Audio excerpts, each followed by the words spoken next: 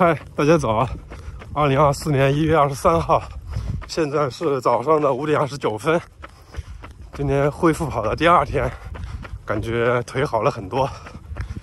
今天还是零下13度啊，过2天应该温度就回升了。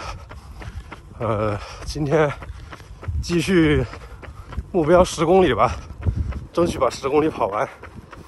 配速的话，就保持一个能让身体暖和一点，不要冷的状态就可以了。行，我们加油干！借着跑步受伤恢复的这个机会，今天继续和大家聊一下关于跑步受伤的这个话题。今天和大家分享一下，就是我跑步2年多以来受过的那些伤，以及为什么会受这些伤。那我从就是最开始的时候，随着时间的推移，来一个一个和大家聊。首先，刚开始跑步的时候，最先受伤的就是我的膝盖，应该是左右2个膝盖轮流都受过伤。第一次受伤是刚开始跑步大概半个月吧，也是太盲目了，然后第一次跑了一个10公里，那时候完全也不懂配速啊，也不懂什么落地方式啊，步幅步频这些都不懂，就盲目的跑，全程是后跟落地。那会儿我的体重大概是85公斤左右，就那一次10公里跑完之后，我的膝盖疼了1个星期。这就是盲目的增加跑量导致的结果。也是从这一次之后，我就下定决心把落地方式改成前掌，并且开始不断的在网上学习一些跑步的相关知识，主要是在知乎吧，在知乎上面看了很多的跑步相关的文章，也开始慢慢了解到配速啊这些内容。然后在下面受伤是脚踝，这个脚踝受伤的原因是因为改前掌落地方式，然后脚踝力量不足，导致落地不稳，然后2个脚踝都是轮流的受伤。处理方式的话，就是喷云南白药，然后休息。再接下来是足底筋膜炎，这一次是伤的最重的，就当时来说伤的最重的一次。足底筋膜炎的原因是，一个是长期的疲劳积累，因为那一段时间跑量特别大，然后内心对于成绩突破的渴望非常的强，所以不管是跑量啊还是配速都加了很多，所以整个身体都是超负荷的运作。然后当时也是基于这个原因买了第一双碳板，第一次穿碳板鞋也没有去适应这个鞋，直接上来就跑超过自己平时的配速30秒的配速去跑完了之后，当时没有太大的感觉，第2天足底筋膜炎就犯了，真的特别严重，特别痛苦，走路都很费劲，主要表现就是后跟疼。因为在这之前，其实我每天早上起床的时候，那个脚后跟都是有一些隐隐作痛，只是还是能忍的一个程度吧。足底筋膜炎也是，这个就没有喷云南白药了，这个也是在知乎啊，在网上查了很多的相关资料，找到了一些解决的办法。第一个是用脚趾抓毛巾，第2个是用筋膜球放松。脚趾抓毛巾我没有试啊这个方法，因为我觉得这个挺麻烦的，还得废掉一条毛巾。然后主要用的是那个筋膜球放松的办法，这个挺管用的。筋膜球也不贵，就几块钱，然后其实如果没有筋膜球的话，用那个网球也是可以的。就我没事的时候，就光着脚去踩一踩，放松一下足底筋膜。这一次受伤，大概休息了快1个月吧，快1个月才恢复。再接下来又是一次比较严重的受伤，跟腱炎，是在22年的春节前，也是因为碳板鞋啊。那次买了一双耐克的 Vaporfly， 非常的高兴，非常的激动。然后买了之后，第2天就穿着出去跑了一个，大概是42几的配速吧，跑了15公里。用力过猛，然后第2天跟腱就开始隐隐作痛，当时也没有太重视，还继续跑，还接着跑。第2天还又跑了一个长距离，结果跑完之后就变严重了，又是走路都非常费劲，这个带伤跑真的是太要命了。然后这一次主要的解决办法就是喷云南白药，然后晚上睡觉的时候热敷，再就是休息。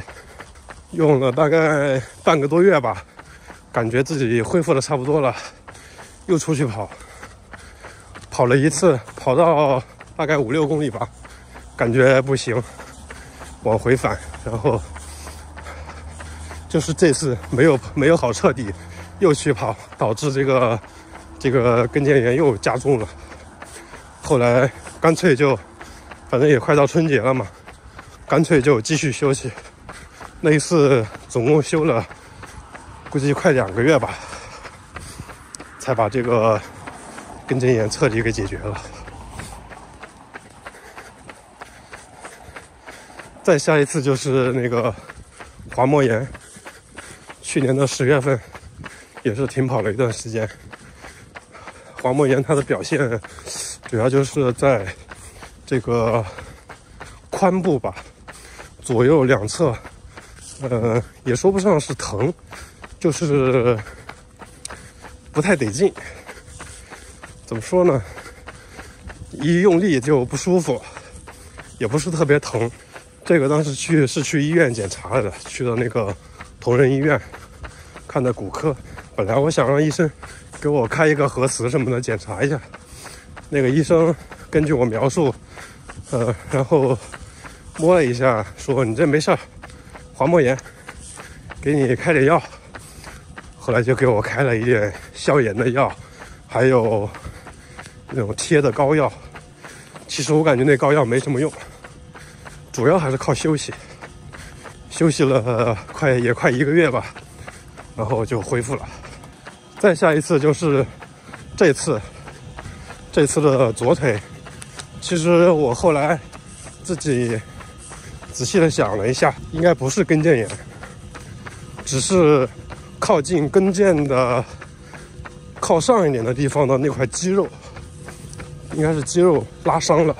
因为如果是跟腱炎的话，是恢复不了这么快的。跟腱炎我觉得至少得半个月吧，我这次只用了1个星期就恢复的差不多了。只是就目前跑起来的话，那个肌肉那一块有点紧张，并不是疼，就是紧张。这一次受伤的话，我可能还是要把这个锅甩给这个鞋啊。我始终就是觉得那天穿特步的160X 3.0 Pro 穿那双鞋跑得太猛了，尤其是后段的时候，人已经乏力了，为了维持配速，还在拼命的就是去拉步幅，导致拉伤了。然后恢复的话，也没有干太多别的，就是喷云南白药，然后每天休息，每天尽量的少走路。那说完了这些我受过的这些伤，为什么受伤的原因，还有受伤之后怎么恢复的，最后和大家来总结一下吧。首先，第一点是在您跑步的这个过程中，一定不要急躁，跑量、配速尽量的都循序渐进的增加，不要陡然一下的去增加太多。第二点就是买了新鞋，一定要先慢跑，适应一下这个鞋，感受一下这个鞋它是什么性格，不然的话也是挺容易受伤的。第三点是要注意休息。平时如果您有条件的话，可以多关注手表上的一些提醒，像现在一些运动手表，它都会提示您目前的身体状况是疲劳了还是比较轻松的时候。您只有休息好了，才能更好的去跑步，对吧？然后第四点，平常一定要多做力量训练。这个话其实我在我的视频里面已经说了很多次了，可能你会觉得我比较啰嗦，但是还是得说，这个力量训练真的非常重要，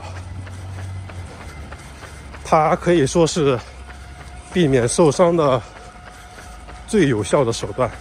第五点，如果不小心受伤了，可以建议您去看一下我的上一期视频，就是如果我们受伤了，如何去面对。那以上就是我对于跑步受伤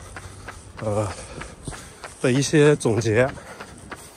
如果您觉得对您有帮助的话，可以给我点个赞，谢谢大家。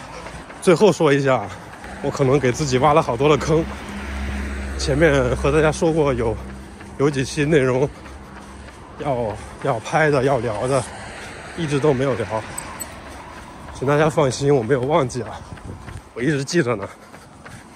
特别是有一期就是我是怎么拍摄跑步视频的这一期内容，已经搁了很久了，其实我一直记着呢，只是说之前一直没有条件来拍摄。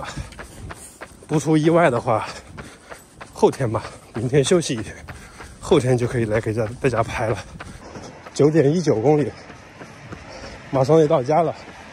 大家可以看一下我每次回家冲刺的这一段路。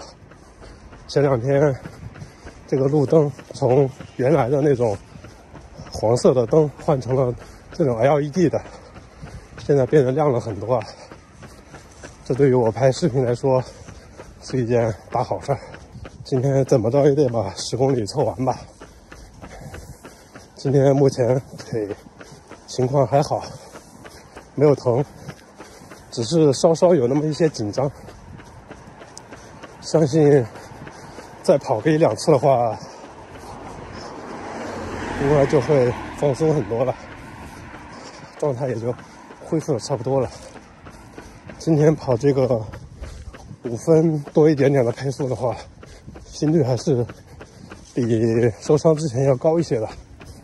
不过没关系，咱们的底子在这，相信很快就能恢复的。